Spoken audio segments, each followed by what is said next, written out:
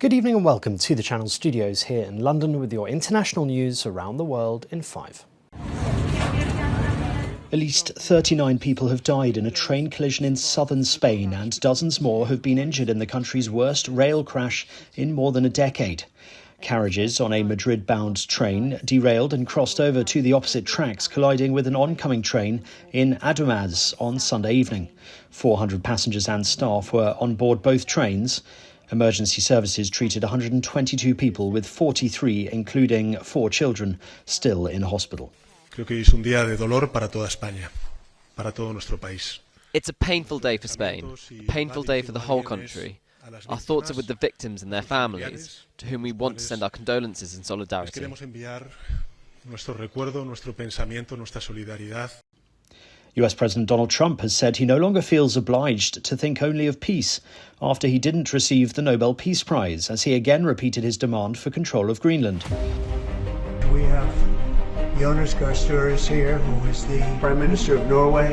He's a great gentleman, highly respected, beloved in his country.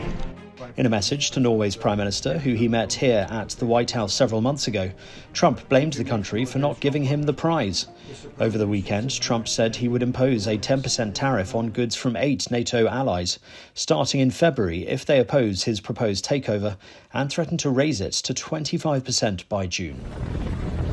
Chilean President Gabriel Boric has declared a state of catastrophe in 2 regions where deadly wildfires have left at least 18 people dead. More than 50,000 people have also been evacuated in the Nobel and Biobío regions, around 500 kilometres south of the capital Santiago. Boric said the death toll was expected to increase. The most dangerous fire has swept through dry forests bordering the coastal city of Concepcion. About 250 homes have been destroyed, according to disaster officials. Japan's Prime Minister Sanae Takaichi will dissolve Parliament on Friday, paving the way for an early election on the 8th of February that she hopes will translate her strong public polling into a big majority in the lower house. It was an extremely weighty decision that would determine Japan's course together with the people, Takaichi told a news conference in Tokyo.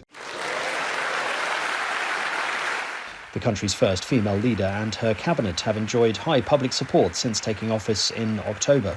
Takaichi is now seeking a public mandate in the House of Representatives, the more powerful house in Japan.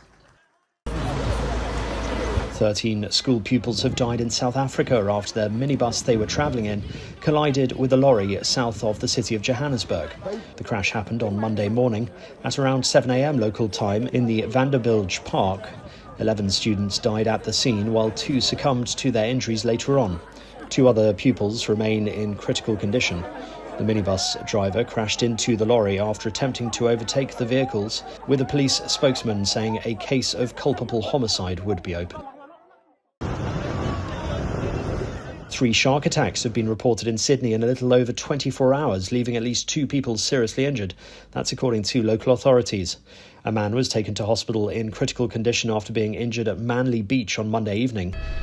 Hours earlier, an 11-year-old surfer had to be assisted off Sydney's DY Beach after a suspected shark bit his surfboard, with the local council urging swimmers and surfers to be cautious.